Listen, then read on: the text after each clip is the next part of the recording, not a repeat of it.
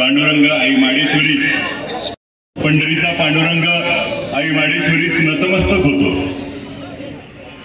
आज लोकशाही अण्णाभाऊ साठेंची जयंती आहे, त्यांना सर्वप्रथम नम्र अभिवादन करतो। स्वराज्य हा माझा जन्मसिद्ध अधिकार आहे, हक्क आहे म्हणणारे क्रांतिकारक लोकमान्य टिळकांची जयंती आहे, त्यांना देखील नम्र अभिवादन करतो। आणि या वाढदिवसाच्या निमित्तानं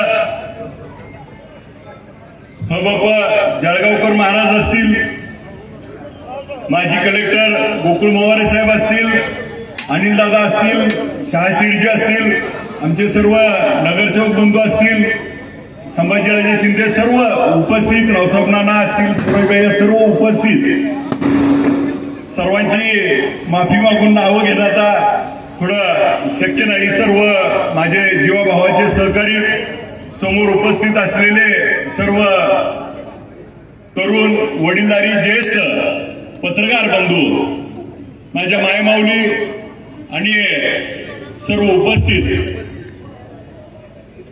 यावर्षी वाढदिवसाचा आता महाराजांनी सांगितलं तसं रात्री अनिलदादा 11:15ला पोरं वाढदिवसाला केक घेऊन आली। 12 वाजता पासून 2:30-3 वाजेपर्यंत सगळी गर्दी होती आणि मग आंघोळ केली आणि महापूजेला गेलो आणि तिथून गावाकडे माडा करत आता इथपर्यंत आलोय आणि सातत्यानं रात्री 11:15 पासून अजून 1 मिनिट झोपलो नाही आपल्या सगळ्याच्या सेवेमध्ये। ही ऊर्जा तुमच्या सगळ्यांच्या प्रेमामुळे मिळते आणि या ऊर्जेच्या जीवावरती जे अशक्य होतं ते शक्य आपल्या सगळ्यांमुळे झालं। मला आठवतंय मी याच ठिकाणी होतो गेल्या वर्षी, असंच बोलत असताना एका सहकार्याने म्हणलं की पुढच्या वर्षी आमदार व्हायचंय, तर मी 4 महिन्यात होतो म्हणलं आणि आपल्या सगळ्याच्या आशीर्वादानं प्रेमानं आमदार देखील त्या ठिकाणी झालो।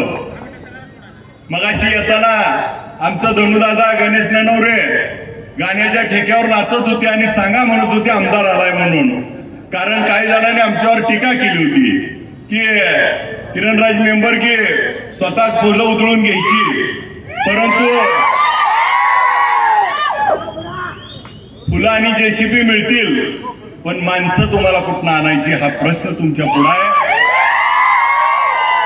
आणि माणसं जी आज जीवाभावाची जोडली गेली, ज्या माणसाच्या ताकदीवरती मला विधानसभेमध्ये पाऊल ठेवता आलं आणि आपल्याला सर्वांना माहिती आहे की आपण सगळ्यांनी निवडून दिल्यानंतर विधानसभेमध्ये पहिल्यांदा आत जाताना त्या विधानसभेच्या पायरीवरती डोक्यावर टेकून नतमस्तक होऊन ते मंदिराप्रमाणे आत त्या ठिकाणी प्रवेश केल्यानंतर आपण बघितलं 3 अधिवेशन माझ्या आतापर्यंत योग आला आणि 3ही अधिवेशनामध्ये मी त्या ठिकाणी 100% उपस्थित राहून त्या ठिकाणी कामकाज समजून घेण्याचं काम करत असताना पहिल्या अधिवेशनात 55 विषयावर बोललो, दुसऱ्या अधिवेशनात 60 विषयावर बोललो, कालच्या अधिवेशनात 117 विषयावर बोललो आणि आपल्या सगळ्याच्या मुळे आपण सगळ्यांनी निवडून दिलं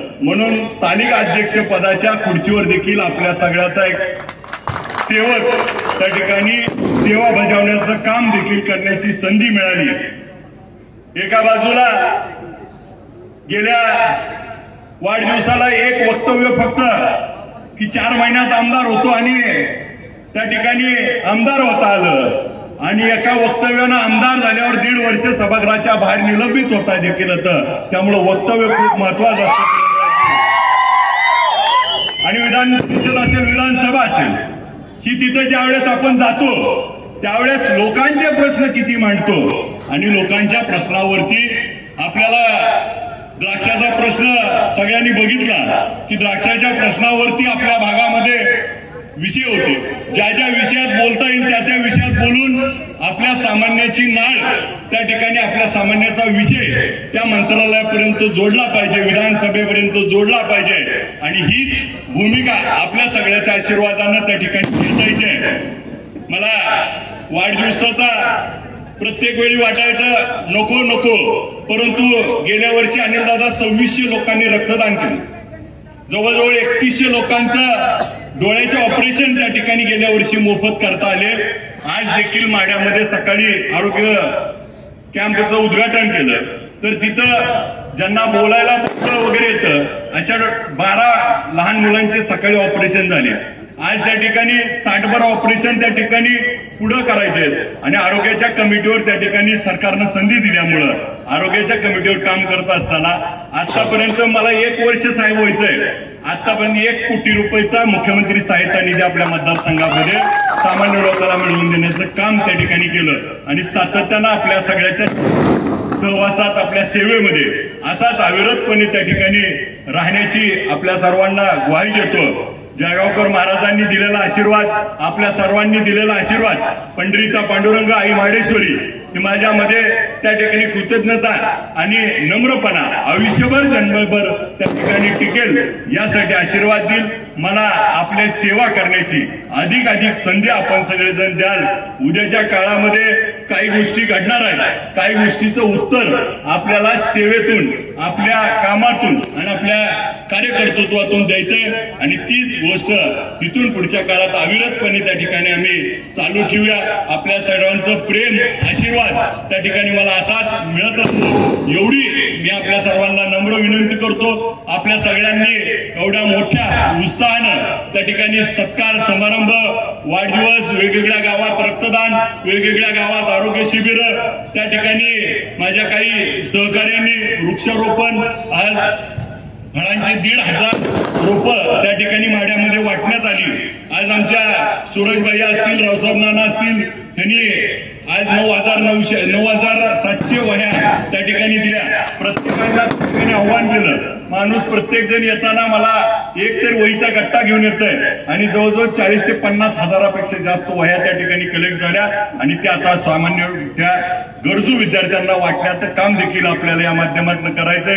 या वाढदिवसातनं आपण सगळ्यांनी जी ऊर्जा आणि प्रेम दिले ती सकारात्मक अशीच आयुष्यभर त्या ठिकाणी राहावं. आपलं प्रेम, आशीर्वाद माझ्या पाठीशी खंबीरपणे उभा राहावं. आपल्या सर्वांचे खूप खूप आभार मानतो. आपल्या सर्वांना नतमस्तक होतो आणि आपली रजा घेतो. जय हिंद, जय महाराज.